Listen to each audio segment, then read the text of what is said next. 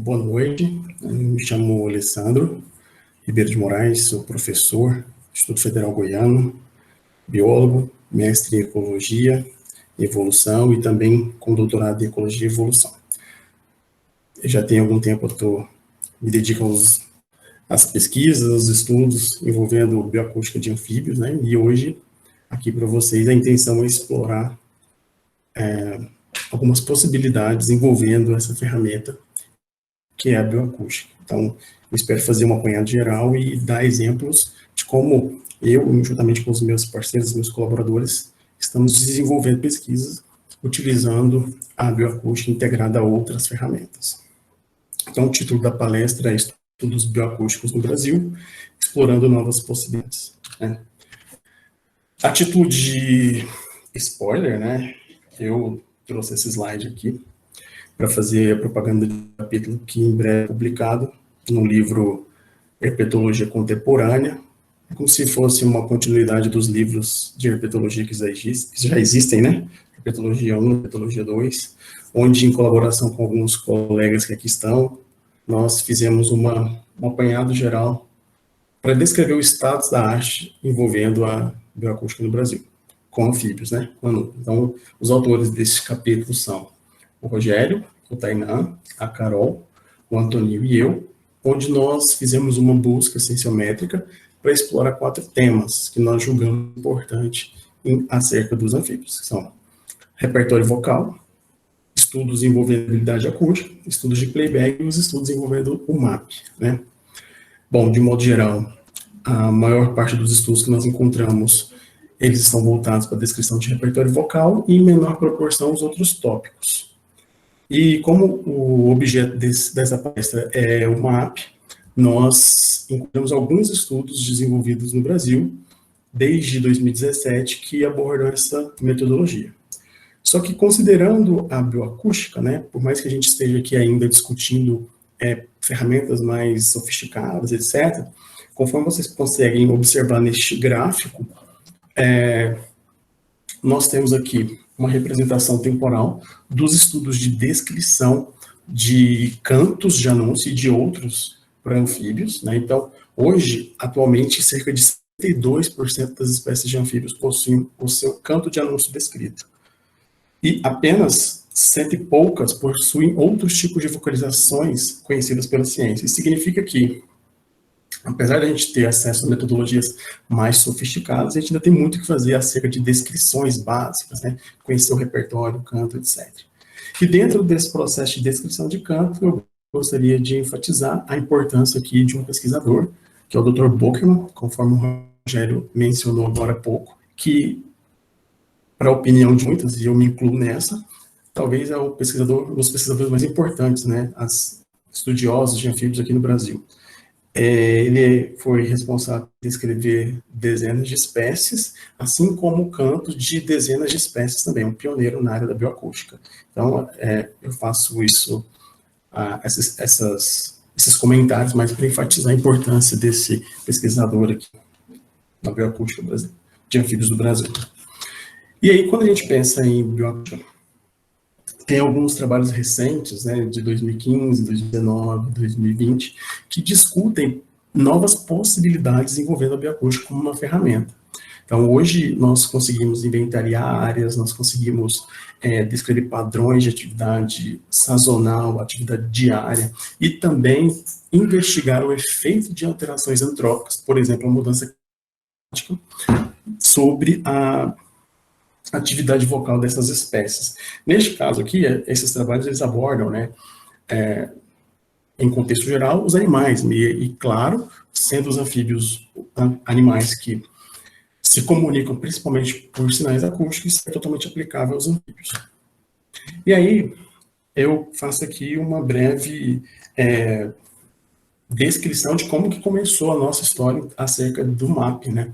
Então, lá em 2013, nós começamos a inventariar algumas áreas aqui, utilizando nosso gravador, que não é programável, né, mas a gente conseguia deixar ele durante alguns dias em alguns corpos d'água, e aí a gente conseguiu publicar o primeiro trabalho envolvendo o MAP, que é um trabalho que foi publicado ano passado, foi dissertação do Antonio, muitos aqui conhecem o Antonio, onde nós descrevemos o padrão de atividade diária e também sazonal de uma espécie que é bem comum aqui na região, que é a Cinex fuscomarginatus. Então, a gente meio que descreveu os períodos da noite que o bicho é ativo, onde ele é mais ativo, inclusive, e relacionamos essa atividade com parâmetros ambientais, por exemplo, temperatura e precipitação. E aí, a partir de 2016, a partir de uma proposta que nós aprovamos, né, junto à Fundação Boticário, a gente conseguiu gravadores que de fato são programados, e a gente conseguiu também recursos para expandir a nossa área de coleta. Então, com a aquisição desses gravadores da Tigrinha, que a gente já comentou aqui na palestra passada com a Carol, a gente teve a oportunidade de inventariar durante 4 dias consecutivos cerca de 180 pontos distribuídos no estado de Goiás, Tocantins, Mato Grosso e Minas Gerais. Então, essas localidades a gente conseguiu inventariar. Quando eu falo inventariar, assim, amostrar, né? A gente tinha várias intenções nessa amostragem. Dentro do escopo do projeto da Fundação Boticário, a gente estava interessado em achar novas populações de espécies ameaçadas de extinção e também deficiente de dados. Só que é um volume de dados muito grande que foi adquirido e logo percebeu que eles poderiam ser úteis para responder outras perguntas. Então, a partir desses dados, já tiveram algumas dissertações que foram defendidas e, por exemplo, as teses do Antônio, do Bruno e do Tainan são desenvolvidas baseadas nesses dados, cada um com suas respectivas perguntas. Só que aqui a minha ideia é mostrar, através de exemplos, né, algumas atividades que nós fizemos que envolvem 2 espécies. Essas espécies têm características bem interessantes. Uma é o Baryclus ternetes, que é esse bicho que está à esquerda da tela, né, onde é uma espécie terrestre que vive na serrapilheira, vive principalmente dentro de fragmentos florestais, às vezes na sua borda, mas principalmente no seu interior. Tem desenvolvimento direto, ou seja, ele não coloca ovos e não tem o estágio larval. Por outro lado, a gente tem, e o Baryclus ternetes é uma espécie endêmica do Cerrado. E por outro lado, nós temos Physalemus cuvieri, que é uma espécie amplamente distribuída, que vive tanto em ambientes florestais, mas é muito mais comum em áreas abertas. Nós tivemos a oportunidade de inventariar aqui o sudoeste goiano, lá em 2011, nós publicamos um trabalho e nós percebemos que praticamente 72% dos corpos d'água cemiterianos nós encontramos essa espécie, ou seja, uma espécie adaptada aos ambientes antropizados, abertos, alterados, etc. Então, essas 2 espécies elas foram alvo de 2 estudos, né? O primeiro, a gente estava interessado em determinar quais são as variáveis que determinam a atividade acústica de Baryclus ternetes em fragmentos florestais. E no segundo estudo que eu vou comentar com vocês, a ideia é discutir como que a mudança climática futura vai afetar o comportamento acústico de espécies que possuem distintas preferências de água, no caso são as 2 espécies. Então, primeiro, né, que envolve os fatores determinantes da atividade acústica de Baryclus ternetes, que floresce no estado do Brasil Central,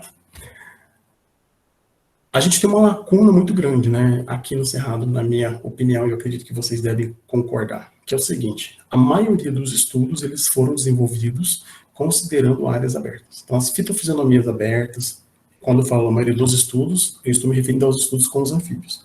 Então, são corpos d'água que estão associados a áreas abertas, às áreas próximas de plantações, ou de fitofisionomia savânica, ou mesmo campestre. E eu trouxe aqui alguns exemplos para exemplificar. Então, são estudos tanto de inventário quanto estudos que envolvem traços, né? Então, por exemplo, esse trabalho aqui de Denitopsis cruzi é uma rã, uma perereca que é comumente encontrada em ambientes abertos. Então, esses pontos amostrais que nós consideramos nesse estudo também são exemplos de espécies, de locais abertos. Se a gente considerar o guia recém-publicado para o estado de Goiás, que é maior, né, que é representado por certo, a maioria das espécies são também espécies de área aberta. Então, o que eu estou querendo dizer é que a gente tem uma lacuna em ambientes florestais, que é uma realidade dentro do Cerrado, e automaticamente das espécies que fazem uso desses ambientes florestais. Associado a isso, a gente além dessa lacuna, tem a realidade do cerrado está sendo desmatado, várias ameaças, né, incidem sobre a fauna de anfíbios no cerrado, fogo, desmatamento, fragmentação, etc. Então, isso requer conhecimento e que esses conhecimentos possam embasar em futuras ações de manejo de conservação das espécies. Então, o objetivo do presente estudo é simplesmente investigar, né, quais os fatores ambientais, tanto em escala local ou de paisagem, que influenciam a atividade acústica de Baryclus ternetes em fragmentos de floresta do Brasil Central. Aqui, neste estudo, nós integramos a metodologia do a métodos que é comumente utilizado em amostragens fitossociológicas, além de análise em escala de paisagem. Então, a gente, por exemplo, investigou se e em qual medida essas variáveis locais e também de paisagem determinam o comportamento acústico da espécie. Então, o que nós estamos considerando como variável local? Temperatura, densidade de árvores ao redor do ponto em que foi instalado o gravador, altura da serrapilheira. E, em escala de paisagem, nós estamos considerando fragmentos de florestas e também a proximidade entre esses fragmentos. Para vocês terem uma ideia, nós mostramos esse tipo de ambiente. Então, tudo aquilo que nós enquadrávamos como sendo um fragmento florestal, isso inclui mata de galeria, mata ciliar, mata semidecida, cerradão, nós mostramos. Né? Então, isso aqui é alguns exemplos de ambientes que nós consideramos. A gente instalava, então, um gravador, vocês podem ver aqui nessa imagem, e ao redor desse gravador a gente estabelecia uma parcela, onde, aleatoriamente, a gente media a altura da serrapilheira, com um paquinho, em 10 locais dentro dessa parcela, e fazia uma média, e também contávamos a quantidade de árvores que tinha dentro dessa parcela, a medida de densidade de árvores. Aqui, junto no gravador, tinha um datalog, onde a gente tem uma medida de temperatura, de umidade, etc. E aí, a partir do ponto onde o gravador foi instalado, a gente georreferenciava e extraía as métricas de paisagem, considerando um buffer de 500 metros. Dentre essas métricas, tamanho de fragmento, distância entre os fragmentos, né, número de fragmentos. Então, aqui em vermelho, nesse mapa, estão os fragmentos que nós mostramos. Baryclus ternetes são 20 fragmentos que estão distribuídos nos municípios, principalmente do sul goiano, né? Esses fragmentos foram amostrados, conforme eu disse, ao longo de 4 dias. Isso totalizou 1.920 arquivos de áudio, que são somados, né? A gente tem 9.600 minutos.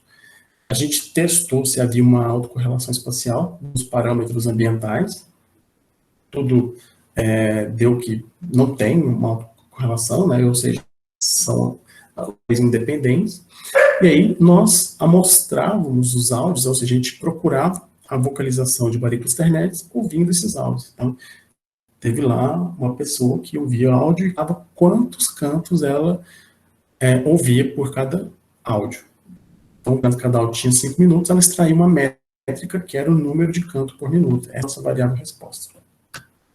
Nós encontramos, né, nós fizemos aqui algumas regressões múltiplas e também seleção de modelo, nós observamos que a variável que melhor explica a idade de canto de Baryclus ternetes nesses fragmentos é a densidade de árvores. Então, nós imaginamos que locais onde há maior densidade de árvores, nós encontramos, né, que os locais com maiores densidades de árvores são os locais em que os bichos apresentam maior taxa de vocalização.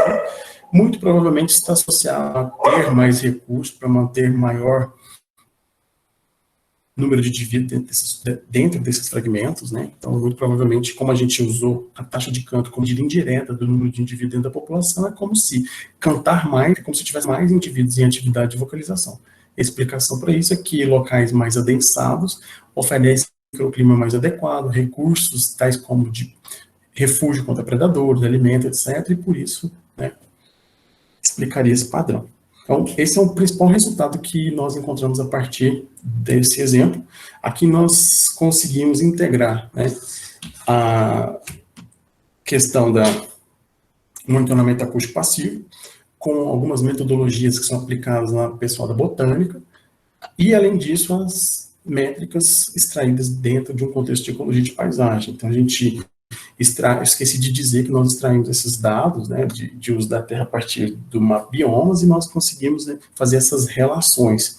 E nós chegamos à conclusão que, neste caso, as variáveis locais influenciam mais o comportamento da espécie do que aquilo que ocorre dentro da escala de paisagem. O outro exemplo que eu me propus a discutir com vocês aqui é como a mudança climática futura afetará o comportamento acústico de espécies de anuros que possuem distintas preferências de água. Bom, é uma realidade, né, que está acontecendo acerca de alterações no clima. A comunidade científica, os tomadores de decisões, eles estão atentos a isso. As estimativas projetam para até o final desse século aumento entre 1,5 a 4 graus na temperatura do globo. Esse aumento na temperatura acarretaria prejuízos enormes à biodiversidade, incluindo perdas de florestas inteiras, espécies poderiam declinar, inclusive sendo extintas, elas teriam retração na sua distribuição geográfica, alguns traços seriam afetados, né? E se a gente pensar para os anfíbios, que são animais sensíveis do ponto de vista fisiológico, a mudança climática impactaria consideravelmente esses animais. Tem um estudo recente que fez uma revisão sistemática de estudos que abordaram o efeito da mudança climática sobre anfíbios e répteis, e os autores encontraram que há vieses taxonômicos, geográficos e metodológicos. Então, se vocês observarem nesse mapa, vocês verão que apenas um estudo envolvendo anfíbios foi encontrado no Brasil, ou seja, a região neotropical, que é onde o Brasil está inserido e que é onde há a maior quantidade de anfíbios no mundo, ela tem sido negligenciada nos estudos que abordam o efeito da mudança climática. Então, o nosso estudo ele tem a aposta de preencher, pelo menos contribuir no preenchimento dessa lacuna, né? E aí os anfíbios são animais interessantes, porque eles são ectotérmicos, então eles tornam esses animais mais sensíveis à mudança no clima. E algumas iniciativas já foram feitas na tentativa de investigar como que a mudança climática impactará os anfíbios, né? Então, esses exemplos aqui, que envolvem pessoas que estão colaborando com a gente hoje, né, no caso o Diego e também a Larissa, são colaboradores, eles investigaram, dentro de uma perspectiva de mudança climática, como que os anfíbios podem ter o seu comportamento de vocalização afetado pela mudança no clima. Então, o que nós trazemos no nosso estudo de novo em relação a esses demais aqui é que nós incluímos na proposta a modelagem de nicho, né? Então, tipo assim, nós utilizamos modelos de nicho para prever para o futuro como é que a mudança climática vai impactar os anfíbios.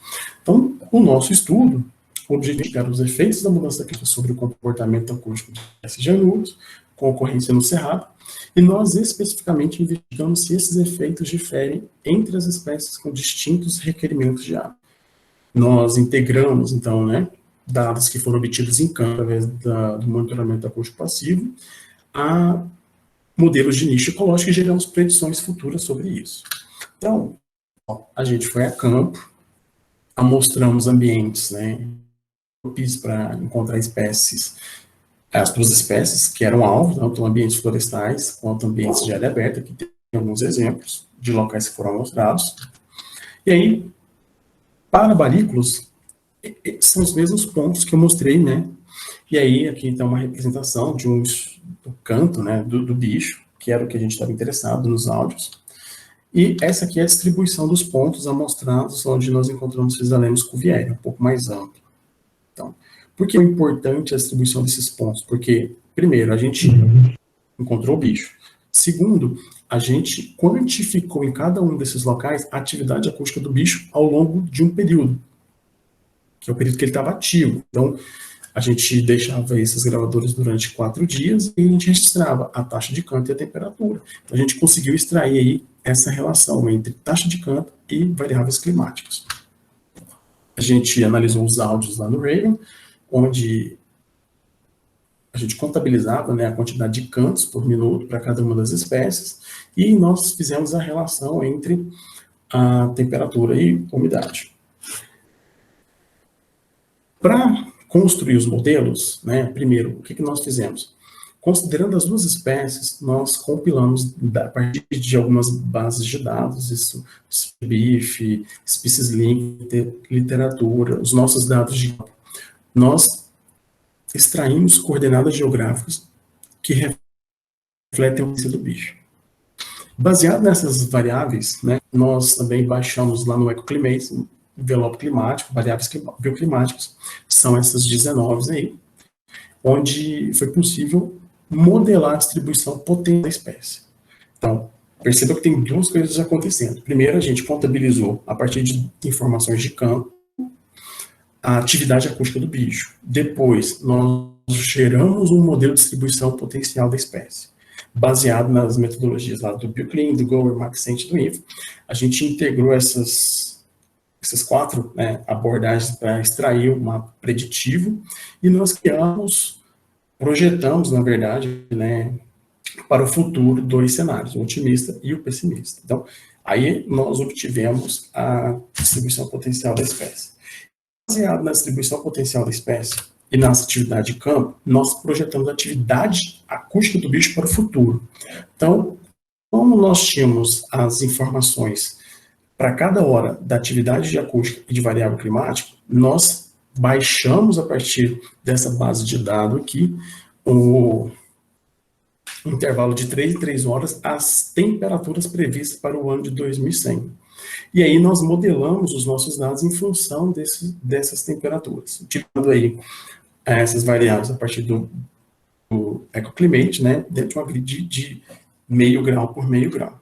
A implicação disso é que, para o presente, dentro esse mapa aqui mostra cada hora em que o bicho tem atividade acústica. 0 hora, 3 horas, 6 horas, 9 horas, 12 horas, 15, 18 e 21 horas. Então, se vocês observarem, ao longo de toda a distribuição potencial de Bariclos ternetes, à meia-noite, ao longo de toda a sua distribuição geográfica, o bicho está acusticamente ativo. E isso vai alterando à medida que as horas vão passando.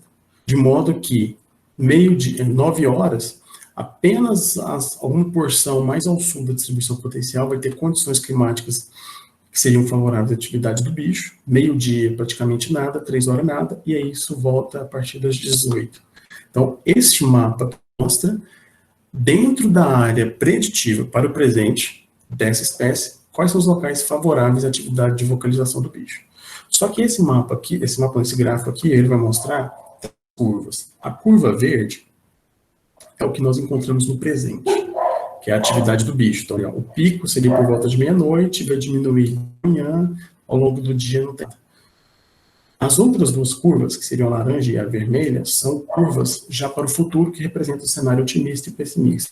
Em ambos os casos, é possível observar que o intervalo que o bicho permanece ativo vai reduzir ao longo de todo o período, né? De modo que, no cenário mais otimista, é como se o pico de atividade, que antes era meia-noite, agora passa por volta de 6 horas da manhã. Só que o formato da curva ele é mais reduzido, mais estreito, né? Como se tivesse impactado do bicho. E no cenário mais pessimista, aí praticamente o bicho não vai cantar. Então, isso é apresentado aqui, esses dois mapas, né? Então, se vocês observarem, isso aqui seria para o ano de 2100, a distribuição potencial do bicho associado aos favoráveis à sua atividade acústica. Então, ó, antes, o pico, que era meia-noite, ao longo de toda a área de distribuição potencial, ele passa a ser 6, só que fica reduzido a uma escala bem menor de tempo. Isso no cenário otimista. E no cenário pessimista, praticamente o bicho não está em lugar nenhum ao longo de toda a sua distribuição geográfica. Esses dados são os dados apresentados para Bariclos ternetes.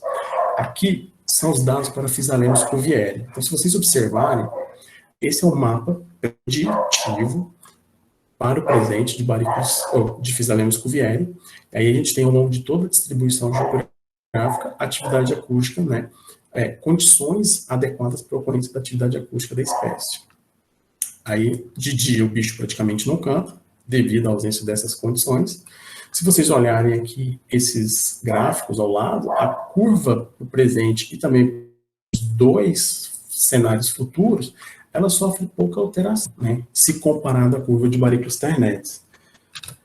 Aqui seria os cenários futuros, pessimista e otimista. O que nós podemos observar é que Physalenus cuvieri ele vai perder área, né, potencial para sua ocorrência e logo o bicho vai perder condições para que ocorra atividade acústica.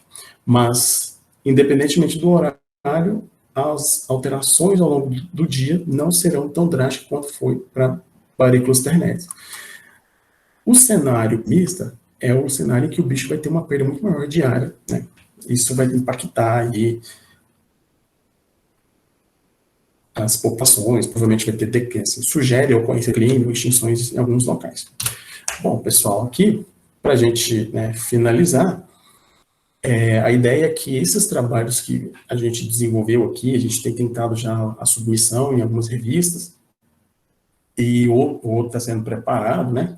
Mas a ideia é que a acústica, ela é uma ferramenta e que ela pode interagir com outras, nesse caso, o modelo de lixo ecológico, e ela pode fazer a junção entre comportamento e conservação, que são duas disciplinas que, a priori, as pessoas acreditam que são distantes, mas, na verdade, é como se a gente estivesse entendendo, né, quais são os traços que serão impactados por conta de estrutura do hábito ou por conta de alteração no clima, e como que esse traço pode ter uma interferência em aspectos demográficos das espécies estudadas. Então, se a atividade acústica ela é menos intensa, isso vai ter impacto em aspectos reprodutivos, e tendo esse impacto nos aspectos reprodutivos, é provável que as populações dessa espécie, elas tenham uma persistência menor ao longo do tempo, né? Então, era mais ou menos a apresentação que eu tive que falar com vocês. A ideia de explorar novas possibilidades é justamente essas junções aí, que fogem dos trabalhos que já foram feitos, né, ou que têm sido feitos historicamente aqui no Brasil. E agradeço aí as agências que fomentaram essa pesquisa e as pessoas que colaboraram, indo para campo, modelando ou analisando o áudio.